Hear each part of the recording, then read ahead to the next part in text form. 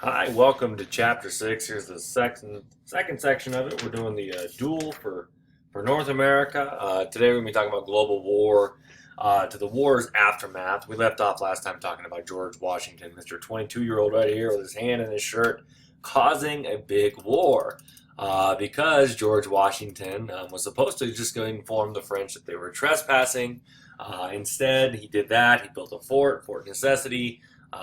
He attacked some French diplomats at the Battle of Jumonville Glen, to which a diplomat had his head chopped off. And then the French captured him and let him go, and he went home and told everyone about it, and it leads to World War. So good job, George Washington. So the French and Indian War, which is the American theater of the larger global scale, it's called the Seven Years' War, started in 1754. When news of Washington's capture and his defiance of the French and the Battle of Jumonville Glen came, Americans and British alike were agitated, they rallied, and they were ready to go fight the French. The American theater, like I said, this is the theater of the Seven Years' War, which officially lasts from 1756 to 1763. The 7 Years' War was fought in America, in Europe, in the West Indies, in the Philippines, and Africa, and on the ocean, involving numerous countries. And so, based on that, the book calls this a world war, one of nine world wars that we've had. We've only titled two of them. But they're using the definition of it's fought by multiple nations in multiple places across the globe. Then you have a world war. So in Europe, you have Britain and Prussia. That's not Russia, but Prussia, which has later become Germany, against the French, the Spanish, the Austrians, and Russia. The French wasted too many troops in Europe. They were unable to send enough in America, and so a lot of it is, fought by the colonials here and by the Native Americans. It is called the French and Indian War because, they fought the French and the Indians. Both sides employed Indians, actually. The British and slash Americans had Indian allies, the Iroquois, and the French had their own as well. William Pitt said that America was conquered in Germany. There was, because of the wasted of troops in this war in Europe, there wasn't enough to reinforce the Americas. In response to this, the Albany Congress met in 1754 in upstate New York. Only 7 of the 13 colonies sent delegates to discuss a plan of union, to work together as the colonies, and is kind of one of the preliminary steps for the American colonies working together in cohesion with a common enemy. You have a picture here of it, of the Albany Congress in 1754. That guy looks like he has a sword coming out of his derriere, but never mind, I don't know what's going on there. Benjamin Franklin was the guy that kind of really pushed this, and he attempted to unite all the colonies with his Albany Plan of Union, to get them all together to work together against this common enemy, which is with the French at this time. The plan was hated by the individual colonists and hated by the London regime. Franklin, though, held on to this idea of uniting the colonies against a common enemy. And in fact, he published a political cartoon of it, which I'll show you here in a moment. Right here, Join or Die, was kind of like, it was a response to the Albany Plan of Union. Basically, these were the colonies involved. If you don't get involved, we're going to die. We're going to be severed. You've got to work together. This shows really what kind of a global affair was going on with the 7 Years' War. You can see it's fought in Europe, it's fought in the Americas, it's fought in the Caribbean, it's overfought in India and the Philippines. Kind of an interesting view of the map there, but you can take a little look at that, see what's going on. The British gained control of a lot of India because of this. So here's the book saying that there are 9 world wars. In Europe, you have the War of the League of Augsburg, which here in America was King William's War. The War of Spanish Succession, which was Queen Anne's War. The War of Austrian Succession, King George's War. The 7 Years' War, which we call the French and Indian War. The War for the American Revolution is just the American Revolution. The War for the French Revolution, Napoleonic Wars, and then the ones we always think of, World War I and World War II. So, interesting take on world wars there.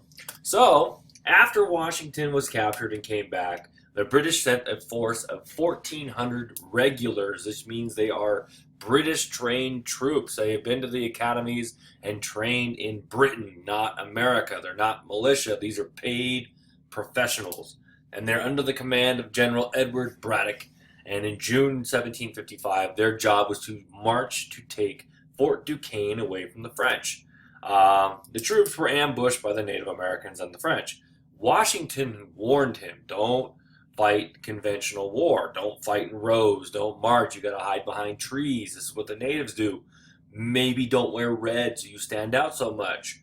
Not sure if that conversation came up. But they fought the gentleman's way of war, and they stood in rows, and the Indians and the natives and the French cut them down to pieces. Braddock insisted on these European tactics. They marched in rows. They lugged heavy artillery through the dense forests and through over rivers and all that, and they were mowed down. And this is a very famous painting of Edward Braddock, who was wounded and eventually died at this battle here. Braddock was killed, and the British lost almost 1,000 men. So I jumped ahead of a little bit. The 7 Years' War, when news reached London of this defeat and 1,000 men being killed or captured by the French, this led to the ultimate 7 Years' War, the Declaration in Europe and the World War. But it all started with George Washington not following orders, getting captured, bullying the French, chopping, not him personally, but letting Native Americans in his power kill some French diplomats. The British retaliate. They are slaughtered by the French and Indians, and then so the word gets back to London, and they declare war, and they get allies, and you've got a global world war. Washington, like I said, warned against these tactics. He fought valiantly. Washington's one of those guys that he just had a knack for not getting hit by bullets. He would be out front leading the charge, waving his arm and trying to lead. Bullets were whizzing by. And he just had this persona or this idea that he's not going to get shot. Winston Churchill later in life has kind of the same thing. They believe there's a higher power involved and the bullets are going to go astray. The Indians launched an uprising into the frontier from Pennsylvania and North Carolina. And so this kind of united a lot of the American colonies to do something and to retaliate. So it led to a full-scale invasion of Canada in 1756, which we're going to move on to because we're focused on the American theater of the 7 Years' War. So William Pitt, Pitt the Younger here, became the Secretary of State and then the eventual Prime Minister, and he has a plan to win this war. He's known as the Great Commoner or the Organizer of Victory. He decided England would pay for all the supplies needed for this war. They're going to pay for the cannons, the food, the artillery. The cannon and artillery, same thing, dummy. The ammunition, you name it, they're going to pay for it. And you might put a little star next to that because that's the fateful decision that gets the ball rolling to where Britain or England now has some debt issues. They need a place to make money. Hey, we just fought this war to help America. America caused it. Let's tax them a little bit. They're not going to freak out, are they? So that fateful decision there is kind of what gets the ball rolling, like I said, for the American Revolution. He used young, energetic generals, but he passed over Washington because Washington, even though he proved himself in the field and he was brave and he was valiant, he was born in America. He wasn't trained in the finest military schools in Britain, so he's seen as kind of a backwoods hillbilly.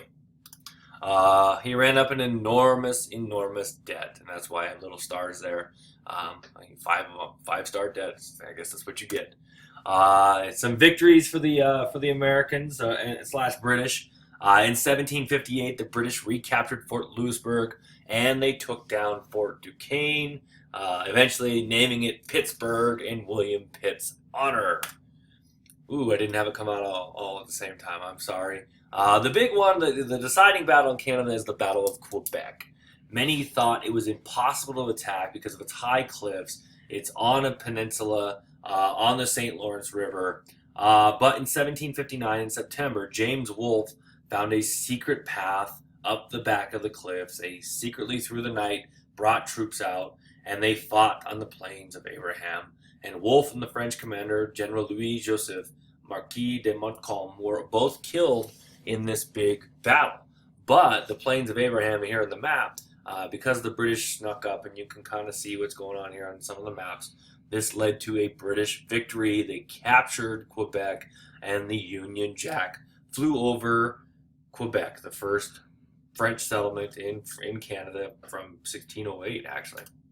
So here's a picture of the battle for Quebec and the British, and they're sneaking around the backside here and up the cliffs, and it's not very sneaky. This looks like it's painted in broad daylight, but they won, even though both commanders were killed. Here's a painting of, the death of the British commander, whose name just slipped my mind because I'm getting old. I'm sorry. Anyway, he's dead there for James Wolfe.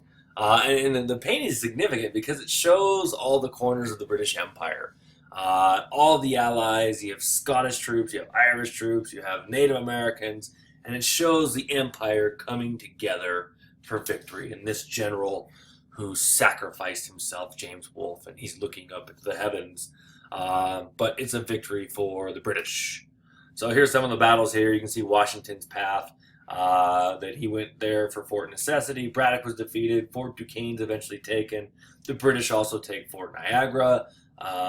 Then they move up through upstate New York, taking a lot of different points. Quebec, Montreal, took back Fort Louisbourg. And so it's a big, big victory for the British. So Montreal fell in 1760 and the French flag disappeared from Canada. French itself did not. Canada still has a strong French heritage, especially in the province of Quebec. They're bilingual in that area. The Treaty of Paris was signed in 1763 to end the 7 Years' War. It's kind of funny, whenever there's a war, about 50% of the time, if you want to know what treaty ended it, just guess the Treaty of Paris, because Paris apparently is a really nice place to go sign treaties. It is beautiful. It's gorgeous. It's a city of lights. France lost all of its North American territories to the British. So Canada is no longer in the French hands. British gained all of Canada, and then everything from the Appalachians to the Ohio, from the Ohio River Valley all the way to the Mississippi River. All of this land that Americans have been doing land speculating on, and they were hoping to make profit, now was open to the British, and so they're ready to make some money. They did keep their West Indies islands. To them that was the real money makers because of the sugarcane industry in the Caribbean. That's really where they're making money. So they're okay with losing Canada. Beaver pelts weren't as fashionable anymore. We do not wear beaver pelts anymore. Sorry. They also gave New Orleans and Louisiana to the Spanish, but Napoleon would get that back eventually because his brother was in power at the time. That's later after the French Revolution. World history again. And Britain gave Cuba to Spain in return for Florida, but then it kind of goes back and forth. Florida goes back to the Spanish. The Spanish owning Cuba, that leads to a war in 1898 with us.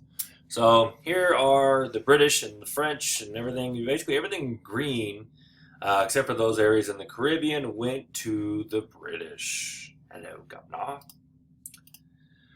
So 20,000 Americans had fought under this war. They were under arms at the end of the war. They had fought. They had done their part. And at the end of the French and Indian War, Americans were never more proud to be British in our collective history than at that time. They had come together. They have defeated the enemy. They have, conquered Canada. They have, vastly doubled, more than maybe even tripled the land size of the colonies, and they were so proud to be British because the British was, at this point, up and coming to be the biggest empire in the world, and they were a part of it. It showed the British invincibility was a sham, though, because they didn't win everything that they wanted. It was a sham because the British, with Braddock's defeat, showed that it wasn't. They weren't these invincible troops because they brought, they had the training from Britain, and Americans really had a hard time because they had fought valiantly, and they were looked down upon by the British. The British looked down their noses. They didn't recognize any American militia commissions. For instance, Colonel Washington at that time was demoted when he was a part of the British military. And so the British never respected what the Americans did. So even though they're very proud to be British, they didn't feel like they were appreciated. And they weren't really enthusiastic about it until William Pitt decided to pick up the tab for the 900,000 pounds that was spent on the colonies and pay for it, which is that enormous debt. The British refused to recognize any of the American militia commission above a captain. British officers, though, they were shocked. When they came here, they went, whoa, these Americans are a lot different. They couldn't believe how much Americans had changed because, they had 3,000 miles of being apart. And so they didn't witness firsthand how different the American culture was. There was a lack of unity in the Americans. There was excessive smuggling, and then there was a strong American character that the British really were suspicious of, and they called it a lack of Britishness. They weren't polished. Still, like I said, the war brought Americans from numerous colonies together. They witnessed their common bonds. They saw they could do something together, and they, like I said, they were never more proud to be British at the end of the French and Indian War. And it's amazing that if you fast forward just 12 years after the French and Indian War, after the Treaty of Paris is signed, the United States is formed. We are about 13 years it's formed. We are fighting them. We're in open arms in rebellion against the British going from this point. And it really snowballs out of control very quickly.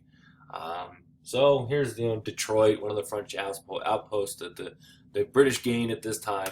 So the aftermath, what it led to was there's problems in this new territory, the Ohio River Valley. You have a lot of Native Americans who liked the French, and now they're gone, and they were suspicious of the British.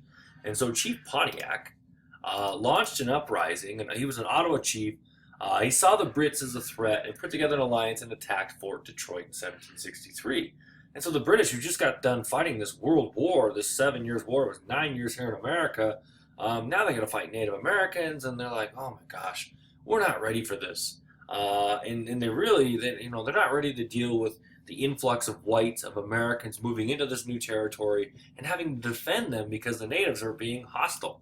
Pontiac captured Detroit, and all but 3 British outposts west of the Appalachians were captured by his alliance that he put together. The British countered these attacks and eventually defeated the Native Americans or the Indians, but it kind of left a bad taste in the British mouth.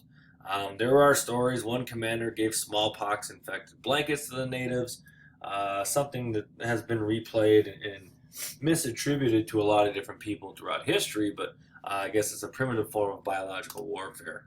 Pontiac himself was killed in 1769 by a rival chief, but that put a scare into the British. And so we're moving on, and so this is why they issued the Proclamation of 1763, which stated, hey, we got all this new land, you can't go in there. There's a wall. Not really a wall, not like Donald Trump, come on, no. But you're not allowed to cross this line. And so Americans who had fought this war, 20,000 that helped invade Canada, and they're really ready to enjoy the spoils of war, they're told no.